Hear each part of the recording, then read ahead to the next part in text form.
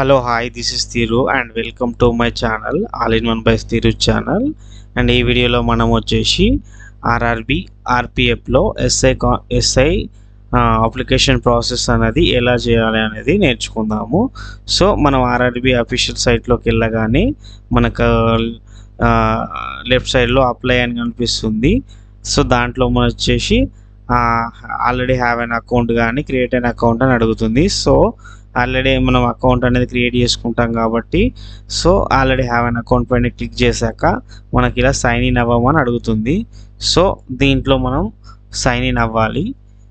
Sign in అయ్యాక మనకు వచ్చేసి అప్లికేషన్ ప్రాసెస్ అనేది స్టార్ట్ అవుతుంది. సో సైన్ ఇన్ అవుదాం. ఫస్ట్ వచ్చేసి సైన్ ఇన్ అయ్యాము. సైన్ ఇన్ అయ్యాక మనకి ఇంటర్ఫేస్ అనేది ఇలా కనిపిస్తుంది. సో దీంట్లో వచ్చేసి మనకు ఆన్లైన్ అప్లికేషన్స్ ఉంది కదా. సో ఆన్లైన్ అప్లికేషన్ పైన క్లిక్ చేయండి. క్లిక్ చేయగానే ప్రజెంట్ మనకు యాక్టివ్లో ఉన్న నోటిఫికేషన్స్ అనేవి డిస్ప్లే అవుతాయి ఇక్కడ. సో దీన్ని చూసినట్టయితే ఫస్ట్ వన్ వచ్చేసి ఆర్పిఎఫ్ ఎస్ఐ అన్నమాట, SI notification. And second one వచ్చేసి ఆర్పిఎఫ్ కానిస్టేబుల్ అన్నమాట. సో ఆర్పిఎఫ్ ఎస్ఐ నోటిఫికేషన్ ఇది అప్లికేషన్ మనం చేస్తున్నాం కాబట్టి సో దీంట్లో ఈ బాక్స్లో క్లిక్ చేయండి. I'm not currently debarred by any RRB or RRC అని. సో దీంట్లో క్లిక్ చేశాక మనకి ఇంపార్టెంట్ ఇన్స్ట్రక్షన్స్ అని ఇక్కడ కనిపిస్తుంది కదా. దీనిపైన క్లిక్ చేస్తే మనకు ఇంపార్టెంట్ ఇన్స్ట్రక్షన్స్ అనేది అప్లికేషన్ ప్రాసెస్లో మనకు యూజ్ అవుతాయి అన్నమాట. ఇవన్నీ డిస్ప్లే అవుతాయి. సో డిస్ప్లే అయ్యాక ఇవన్నీ ప్రాపర్గా రీడ్ చేశాక మనము అప్లికేషన్ ప్రాసెస్ అనేది స్టార్ట్ చేయాలి. సో నేనైతే ప్రాపర్గా ఆల్రెడీ రీడ్ చేశాను. సో నెక్స్ట్ వచ్చేసి మనము ముందుకు వెళ్ళాలంటే నెక్స్ట్ పైన క్లిక్ చేయండి. ఇందులో క్లిక్ చేశాక మనకు వచ్చేసి ఇలా కనిపిస్తుంది, ఇంటర్ఫేస్ అనేది ఇలా కనిపిస్తుంది. సో దీంట్లో మనం వచ్చేసి డీటెయిల్స్ ఎంటర్ చేయాల్సి ఉంటుంది. సో పర్సనల్ డీటెయిల్స్ ఎంటర్ చేయండి ఫస్ట్. సో ఎంటర్ చేయాలంటే కొన్ని డీటెయిల్స్ అనేవి ఆటోమేటిక్గా డిడక్ట్ అయిపోతాయి. ఎందుకంటే మనకి క్రియేట్ అయిన అకౌంట్లో ఇచ్చిన డీటెయిల్స్ అనేవి ఇక్కడ డిడక్ట్ అయిపోతాయి. ఇవి మోడిఫై చేసుకునే ఛాన్స్ అనేది మనకు లేదు. అండ్ నెక్స్ట్ వచ్చేసి మ్యారిటల్ స్టేటస్ అడుగుతుంది. మ్యారిటల్ స్టేటస్ ఇచ్చేయండి, మ్యారీడా అన్మ్యారీడా. రిలీజియన్ ఇచ్చేయండి, హిందూ క్రిస్టియన్ ఏదైతే అది. మదర్ టంగ్ ఇచ్చేయండి, తెలుగు హిందీ ఇంగ్లీష్ సంథింగ్ ఏదైతే అది. Choice of language for examination అనేది ఏ లాంగ్వేజ్లో రాస్తున్నారో ఆ లాంగ్వేజ్ నేమ్ ఇచ్చేయండి. ఇంగ్లీష్ అయితే ఇంగ్లీషు, తెలుగు అయితే తెలుగు ఇచ్చారనుకోండి బై డిఫాల్ట్గా ఇంగ్లీష్ కూడా వస్తుంది అన్నమాట. ఓన్లీ ఇంగ్లీష్ అని ఇచ్చారనుకోండి ఇంగ్లీష్ మాత్రమే వస్తుంది, తెలుగు అనేది రాదు, వేరే లాంగ్వేజ్ అనేది రాదు. ఓకేనా. నెక్స్ట్ వచ్చేసి ఐడెంటిఫికేషన్ మార్క్స్ అడుగుతుంది. సో దీన్ని వచ్చేసి మన 10th మెమోలో ఉన్నట్టు ఫిల్ చేయండి. లేదు మన 10th మెమోలో ఒకటే ఉంది అనుకుంటే సెకండ్ వన్ వచ్చేసి మన బాడీలో ఎక్కడైతే మోల్ ఉందో అక్కడ మోల్ని ఇక్కడ ఎంటర్ చేసేయండి. ఓకేనా. ప్రాపర్గా ఎంటర్ చేయకపోతే మీకు డాక్యుమెంట్ వెరిఫికేషన్లో ఫ్యూచర్లో మీకు ప్రాబ్లం క్రియేట్ చేస్తారు వాళ్ళు. ఓకేనా. నెక్స్ట్ వచ్చేసి కమ్యూనిటీ డీటెయిల్స్ అడుగుతుంది. కమ్యూనిటీలో మనం ఏ క్యాస్టో ఆ క్యాస్ట్ ఎంటర్ చేయండి. సో ఎంటర్ చేశాక క్యాస్ట్ సర్టిఫికేట్ నెంబర్ అడుగుతుంది. ఇది క్యాస్ట్ సర్టిఫికేట్ పైనే ఉంటుంది. అండ్ ఇష్యూయింగ్ అథారిటీ ఎవరు ఇష్యూ చేశారని ఉంటుంది, ఇది కూడా క్యాస్ట్లోనే ఉంటుంది. అండ్ ఇష్యూయింగ్ స్టేట్ అడుగుతుంది. అండ్ ఇష్యూయింగ్ డేట్ అడుగుతుంది. ఇవన్నీ కూడా క్యాస్ట్ సర్టిఫికేట్లోనే ఉంటాయి. And wish to avail free travel pass for the exam అని అడుగుతుంది. మీకు ఫ్రీ ట్రావెల్ పాస్ అనేది కావాలా సిబిటీ రాసేటప్పుడు కానీ పీటీకి వెళ్ళేటప్పుడు కానీ అడుగుతుంది. ఎస్ అయితే ఎస్ పెట్టండి, నో అయితే నో పెట్టేసేయండి వద్దు అనుకుంటే. ఒకవేళ ఎస్ పెట్టారనుకోండి please indicate nearest railway station అని అడుగుతుంది. సో మనకు నియరెస్ట్ రైల్వే స్టేషన్ ఏది ఉందో అది ఎంటర్ చేసేయండి. ఓకేనా. నెక్స్ట్ వచ్చేసి upload your valid caste certificate అని అడుగుతుంది. క్యాస్ట్ సర్టిఫికేట్ వచ్చేసి మనం అప్లోడ్ చేయాలి. అది ఎలా చేయాలి అంటే క్యాస్ట్ సర్టిఫికేట్ ఇక్కడ బ్రౌజ్ పైన క్లిక్ చేసి క్యాస్ట్ సర్టిఫికేట్ని యాడ్ చేయండి. సో యాడ్ చేసాక సేవ్ పైన క్లిక్ చేయండి. సో ఈ క్యాస్ట్ సర్టిఫికేట్ వచ్చేసి 500 KB మ్యాక్సిమం సైజ్ వచ్చేసి 500 KB ఉండాలి ఆర్ బిలో ఉండాలి. అండ్ ఇది వచ్చేసి దీని ఫార్మాట్ వచ్చేసి పీడిఎఫ్లో మాత్రమే ఉండాలి. అండ్ నెక్స్ట్ వచ్చేసి పోస్టల్ అడ్రస్ డీటెయిల్స్ ఇవ్వాలి. సో దీంట్లో ప్రజెంట్ అడ్రస్ అడుగుతుంది. State, district address, village or pin code ఇవన్నీ ఎంటర్ చేశాక మన పర్మనెంట్ అడ్రస్ కూడా సేమ్ అడ్రస్ అయితే ఇందులో మనకు ఈ బాక్స్లో క్లిక్ చేసేసి పర్మనెంట్ అడ్రస్ ఈ సేమ్ యాజ్ ప్రజెంట్ అడ్రస్ పైన దీని బాక్స్లో క్లిక్ చేస్తే మనకు ఆటోమేటిక్గా ఈ డీటెయిల్స్ అనేవి ఇక్కడ వచ్చేస్తాయి. సో నెక్స్ట్ సేవ్ అని కొట్టేసి నెక్స్ట్ కొట్టేయండి. సో నెక్స్ట్ కొట్టేసాక మనకు వచ్చేసి అదర్ డీటెయిల్స్ అడుగుతుంది. దీంట్లో are you and ex service man అడుగుతుంది. ఎస్ అయితే ఎస్ పెట్టండి, నో అయితే నో పెట్టేసేయండి. Are you person with benchmark disability అని అడుగుతుంది. సో ఎస్ అయితే ఎస్ పెట్టండి, నో అయితే నో పెట్టండి. ఏబిసి సర్టిఫికేట్ ఉందా అని అడుగుతుంది. ఉంటే ఎస్ పెట్టండి, లేదంటే నో పెట్టేసేయండి. And are you and employee of Indian railway అని అడుగుతుంది.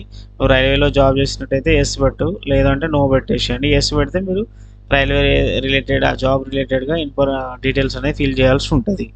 ఓకేనా. Name of the current department అడుగుతుంది. నువ్వు ఏ డిపార్ట్మెంట్లో జాబ్ చేస్తున్నావు అని అడుగుతుంది. సెంట్రల్ గవర్నమెంటా, స్టేట్ గవర్నమెంటా, పిఎస్యూగా. నేను ఏది చేయకపోతే నాట్ అప్లికేబుల్ అని పెట్టేసేయండి. ఓకేనా.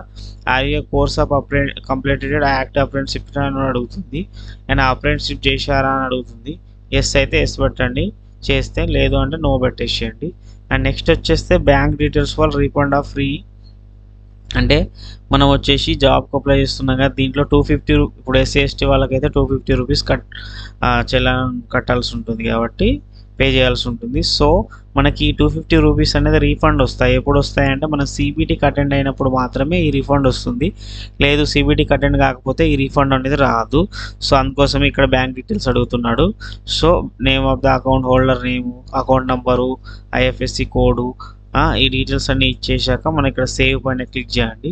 సేవ్ అయిపోతుంది డేటా మొత్తం. సో నెక్స్ట్ పైన క్లిక్ చేయండి.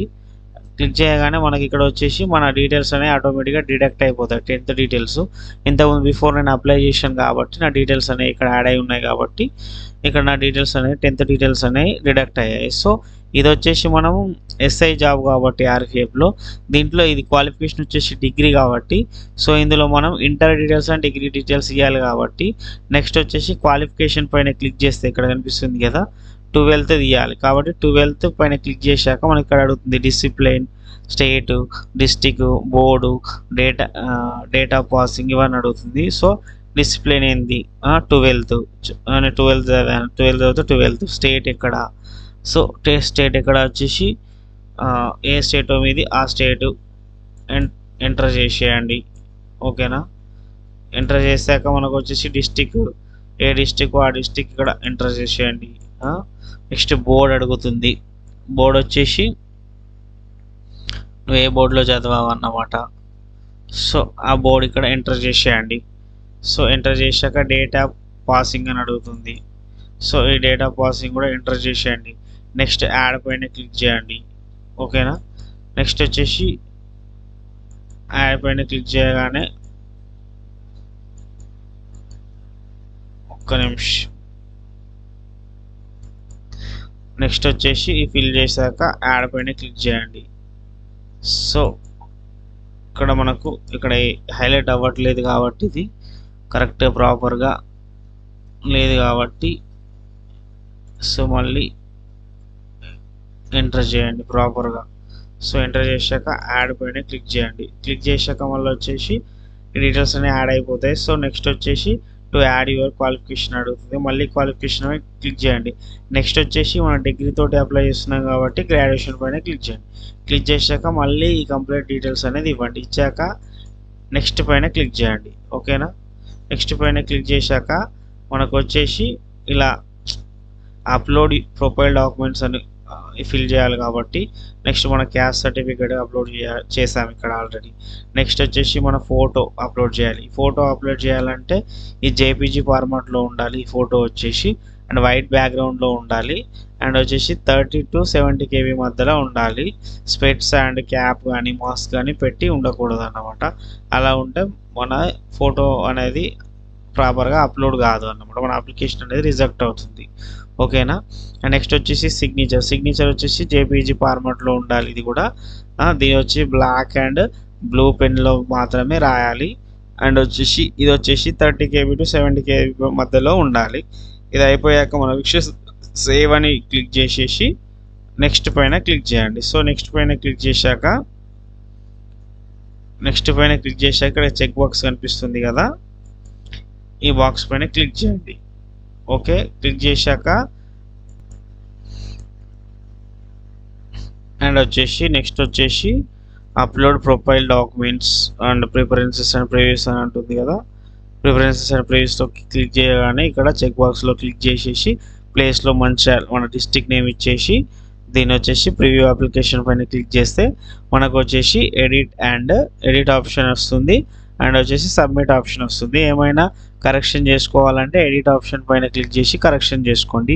లేదు మన అప్లికేషన్ అనేది ప్రాపర్గా ఫిల్ చేస్తామంటే సబ్మిట్ పైన క్లిక్ చేయండి. నెక్స్ట్ వచ్చేసి పేమెంట్ ఆప్షన్కి తీసుకెళ్తుంది.